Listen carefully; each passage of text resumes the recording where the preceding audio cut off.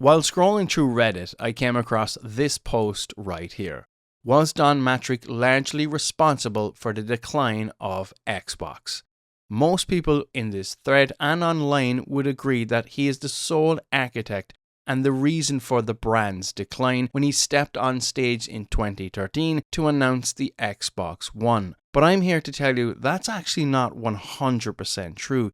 You see, the seeds were planted long before he ever stepped foot on that stage. There were several shadowy figures working in the background, completely changing how the Xbox brand operated. This was well before Don Matrick was even in charge. In this video, I'm going to talk about these shadowy figures who changed Xbox forever. Suspect number 1 is Alex Kipman. To the outside world, he was a genius, but inside the halls of Microsoft, he was watching Nintendo. He saw the massive success of the Nintendo Wii and realized Microsoft was missing out on the casual market. Kipman didn't want to copy the Wii, he wanted to evolve past it. While Microsoft was launching avatars to mimic the Nintendo aesthetic, Kipman was building the ultimate Wii killer. He convinced the executives that the Wii remote was obsolete. Why would you hold a wand when your whole body could be a controller? And that future was called Project Natal. Before we get to the rest of the team, I'm assuming obviously at that time Microsoft would have got wind that PlayStation were considering doing the same with the PlayStation Move. This is something I'm assuming might have happened, and this is why Microsoft doubled down on this device. They wanted it to be better than PlayStation's, so they invested millions into this project. This is where suspect number 2 comes in. Robbie Bach. As the president of entertainment and devices, Bach was the bridge between Kipman's magic and the Xbox business model. He didn't just see it as a peripheral, he saw it as a way to pivot the entire brand. Bach is the one who famously claimed even the folks who are hardcore Halo or Splinter Cell players, they are also going to want to play Natal games. He took Kipman's tech and turned it into a mandate. This isn't an option, this is the future of Xbox. And to make that future real, he needed the blessing and the wallet of the man at the very top. Suspect number 3. Before we get to suspect number 3, if you like what you're watching, please like and subscribe and hit that notification bell because it really does help out the channel. Now let's get back to suspect number 3. Who do you think it is? Enter Steve Ballmer, the CEO who wanted Microsoft to own the living room at any cost. Ballmer didn't just sign off on the project, he dropped a $500 million hammer on the table for marketing alone. When the CEO spends $500 million on a vision, that vision becomes the company's DNA. There was no turning back now. The ship was headed for an iceberg and it had a full tank of fuel. Ballmer later was so convinced that this project was going to work. In an interview in 2010, he used his wife as a prime example of his belief in Project Natal. This is his quote. "I still think of people like my wife as a proxy. She won't touch a game controller. I'm afraid to admit to this audience. We really needed a different way to interact with the machine." With money in hand, Robbie Bach needed to put a team together to make sure Alex Kipman's vision came to light. Not only that, he knew Steve Ballmer would be breathing down his neck, especially after giving him $500 million just for the marketing alone. And of course, one individual in that team was our suspect number 4. Love him or hate him, it's Don Matrick. Yes, Don Matrick was involved in a leadership role for Project Natal. Now that we have all 4 suspects, these are the individuals who caused the decline of Xbox, not just Don Matrick, because again, this is well before the Xbox One. This is 2009, 2010 Microsoft, at the very end of the 360's life. And at E3, they revealed this. Hi, Milo. How you doing? Hi, Claire. You okay? Actually, I'm a bit nervous. You? Nervous? I don't believe it. This is the first time that thousands of people are going to see this. Thousands of people? Here we're seeing Claire being recognised, and the emotion in Claire's voice being recognised, and that emotion reflecting in Milo's face. Those are all being seen for the first time. This is Project Milo, a complete lie, a heavily scripted demo to show off Project Natal's capabilities.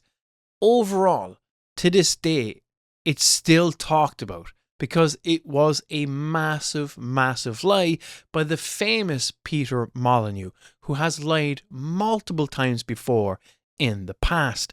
But this demo became the talk of the industry because it was impressive for what we saw. Anyone with a brain understood that it was a scripted demo, but sadly, lots of people in the industry believed it to be the greatest thing ever. During this E3 2009 press conference, Microsoft doubled down on the controller being a barrier for the average person. But here's the problem. For far too many people, the controller is a barrier separating video game players from everyone else. But the vast majority of people are just too intimidated to pick up a game controller. Yeah, that's right. If you haven't grown up playing games comfortable with your thumbs, it's a little daunting. Yeah, I can only imagine how daunting it would be for the average person to attempt to pick up a video game controller. The anxiety and the pure pressure going through that individual must be daunting. Overall, the press conference in the beginning wasn't that bad. We got to see Modern Warfare 2, Forza Motorsport 3, and a reveal trailer for Halo Reach. It wasn't until they revealed Project Natal did it start to go downhill. It kind of showed us the future of Microsoft. I mean, when you're watching an E3 press conference back in the day, you'd have your food, your popcorn, your drink. Some of us stayed up to 4 a.m. to watch this stuff. And this is what Microsoft decided to show. Okay, so here we go. All right, so there's our elephant. All right. Let's get to have a little snack. Right? Check it out. Have a little grass. Tastes good. What you see here in front of you is clear indication that this right here, this sole focus on the Kinect, was actually the beginning of the decline of Xbox, not the Xbox One press conference. That was the official nail in the coffin, but this was the official decline, and we're not done yet. Even though on launch it actually sold pretty well and held a Guinness Book of Records for the fastest selling device, it sold so well for Microsoft that when it came to E3 2010, it was known as the worst ever E3 till that point from Microsoft, because this is what we got. Skittles, where are you? There you are. Skittles? Hi. Okay, get down now. Skittles, be careful. You're okay? Good. You're my good Skittles. Yes, you are. You want it on your back? Yeah, this is what Microsoft were showing in 2010 at E3. Now, there was other games there, but most of us can't remember because We just remember these demos being absolutely really annoying, and we couldn't wait for them to be over. Even demos like these people running, oh my God, what am I even watching? But what most people forget is they were doing the TV thing well before Don Matrick, because they had ESPN show up and then they featured this. Ohio State won the Rose Bowl. Ohio State won the Rose Bowl. I'm going to go with 7. Wow. That's unbelievable. It's on the prompter. But also, I just know more sports than you. It's true. It was a lucky guess, to be sure. Yeah. And so, let's take a peek. Yeah, right there. The horseshoe, live and beautiful. Josh, the most important thing is that Xbox Live also keeps sports fans connected to what's going on in the world of sports while they're watching the game. Yeah, that's right. Fans will actually be able to access, as you can see, ESPN.com, game scores, statistics, video highlights, without ever leaving the game that you're watching. Now, I know this is just an application, but as you can see, they really wanted to integrate TV with your Xbox console. This is just one of many things they showed, linking your movies and your TVs in with the Xbox brand, all on your Xbox 360, even controlled by the Xbox Kinect, the all-in-one device, the original vision of Steve Ballmer, taking over the living room with 1 or 2, if possible, Microsoft devices.